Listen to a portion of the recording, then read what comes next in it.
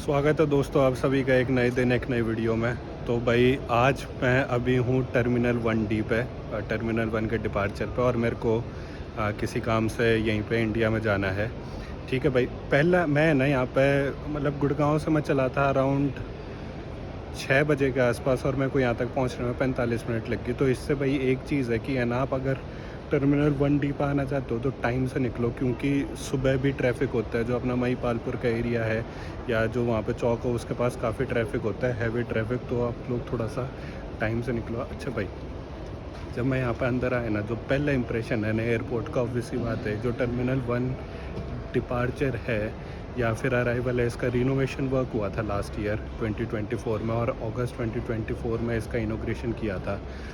तो उसके बाद है ना ये बहुत बढ़िया बना दिया है, नो डाउट इन दैट। पूरा रिनोवेट किया गया है इसको और पूरा चेंज हो गया है। मैं आप लोगों को आगे वीडियो में दिखाऊंगा। उससे पहले मैं आप लोगों को एक इम्पॉर्टेंट चीज़ बताना चाहूँगा भाई। यहाँ पर अगर आप आ रहे हो तो देखो, ये जो है ना, ये टर्मिनल बेसिकली यूज़ हो रहा है स्पाइस जेट और इंडिगो के लिए।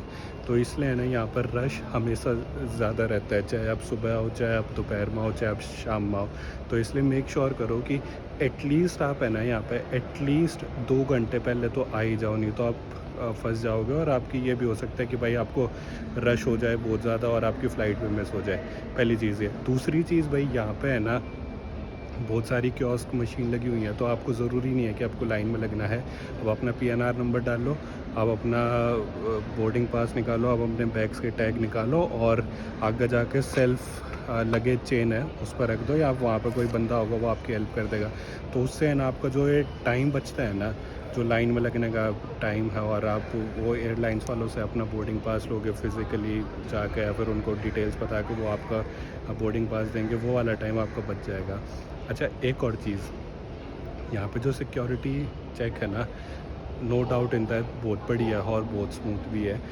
बट कुछ चीज़ें उसमें भी आपको ध्यान रखने की ज़रूरत है कि भाई आप अगर मल्टीपल लैपटॉप्स या 2 लैपटॉप कैरी कर रहे हो तो आपको एक ट्रे में नहीं रखने हैं, अलग अलग में रखने हैं। वो स्पेसिफिकली मेंशन करते हैं कि सर 2 लैपटॉप एक ट्रे में स्कैन नहीं होते हैं।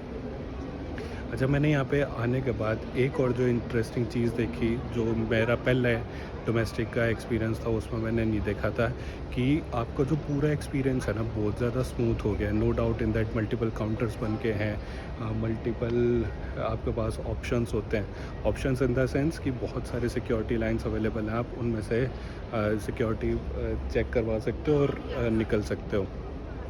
अच्छा भाई, उसके बाद अंदर आते हैं। अच्छा, जो लोग लाउंज का शौक़ रखते हैं या फिर जो लोग लाउंज बहुत ज़्यादा यूज़ करते हैं, तो उनके लिए एक गुड न्यूज़ ये है कि यहाँ पे है ना लाउंज जो है वो शुरू हो गया है। एनकाम लाउंज वो शुरू हो गया है और वो अवेलेबल है सबके लिए। तो सबके लिए क्या मतलब, जिनके पास एलिजिबल कार्ड है वो उनके लिए अवेलेबल है और आप आ सकते हो। तो ये देखो भाई, ये नीचे है सिक्योरिटी की लाइन पूरी प्रॉपर, बहुत सारे काउंटर बने हुए हैं, no doubt in that, but again rush बहुत ज़्यादा रहता है।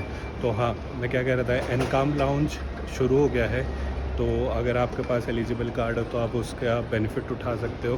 ठीक है, मेरे पास जो कार्ड था उस पर मेरे को अभी पता चला कि उन्होंने जो बैंक है उसने डिसेबल कर दिया है लाउंज एक्सेस, उन्होंने कुछ रूल चेंज कर दिए हैं। कोई नहीं, कभी और ट्राई कर लेंगे। तो अब भाई मैं अपने गेट की तरफ जा रहा हूँ, बट अगेन यार, ये रिनोवेशन होने के बाद है ना टर्मिनल 1 काफ़ी बढ़िया हो गया। हालांकि ऑब्वियसली बात है, लास्ट ईयर एक अनफॉर्चुनेट इंसिडेंट हुआ था इसी टर्मिनल पे, पर वो बाहर की तरफ होता, बट स्टिल इट्स फाइन। अब हाँ, ये देखने की ज़रूरत है कितने दिन या कितने साल सस्टेन कर पाता है खुद को, क्योंकि कहीं ना कहीं क्वालिटी मैटर्स करती है, तो वो देखने वाली बात है। But all and all experience अच्छा हो गया है, स्मूथ हो गया है, ठीक है, इम्प्रूव्ड हो गया है, जैसा कि आप ये यहाँ पे देख सकते हो, और चीज़ें काफ़ी बढ़िया हो गई हैं। अच्छा, अब मैं जा रहा हूँ यार अपने गेट की तरफ, और मैं आप लोगों को भी दिखाता हूँ। बट अगेन, अगर आप टर्मिनल 1D पर आ रहे हो तो प्लीज़ मेक श्योर करो कि एटलीस्ट 2 से ढाई घंटे पहले यहाँ पे पहुँच जाओ, नहीं तो चांसेस आ रहा है कि आप आपकी फ़्लाइट को मिस कर दोगे। तो ये है। आगे मिलते हैं, थोड़ी मैं गेट की तरफ चलता हूँ, वहाँ से फिर मेरे को जाना है, तो आप लोगों को दिखाता हूँ।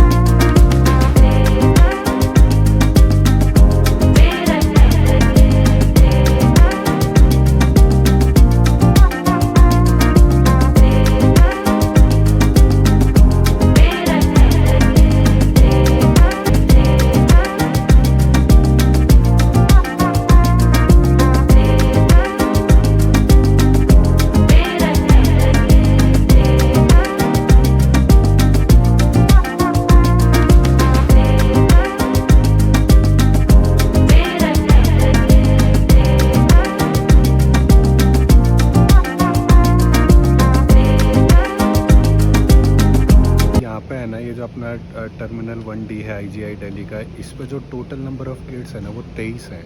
ठीक है, अब मुझे पहले का नहीं पता, अगर आपको पता है कि पहले कितने गेट्स थे यहाँ पे तो प्लीज़ कमेंट करके बताना। अगर आपका पहले एक्सपीरियंस जो मतलब नया इनोग्रेट हुआ लास्ट ईयर 2024 से पहले का, अगर आपका कोई एक्सपीरियंस है टर्मिनल 1 का तो वो मुझे शेयर करके बताना। हालांकि जहाँ तक मुझे पता है कि डोमेस्टिक के लिए टर्मिनल 1 और टर्मिनल 2 ज़्यादा यूज़ होता था as compare to terminal 1, but I think आप टर्मिनल 2 का रिनोवेशन कर रहे हैं, इसलिए आप टर्मिनल 1 पे इन्होंने कर दिया है शिफ्ट ट्रैफिक।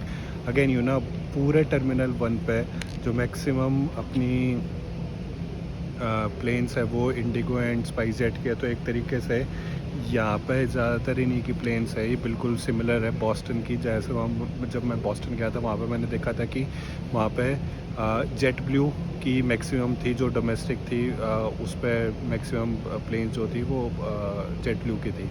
अच्छा, अब यार मैं देखता हूँ कि अभी है ना मेरी बोर्डिंग स्टार्ट नहीं हुई है, बट एक और इंटरेस्टिंग चीज़ मैं बताता हूँ आप लोगों को, और मैंने ऐसा क्यों कहा कि आपको यहाँ पर जल्दी आना चाहिए। अभी टाइम हुए हैं 8:05, जो मेरी फ़्लाइट का टाइम है वो है 8:55 का, और वहाँ पे मैसेजेस चल रहे हैं, जो अपनी स्क्रीन्स लगी उन पर मैसेज आया हुआ है कि चेक इन क्लोज़ हो चुका है ऑलरेडी।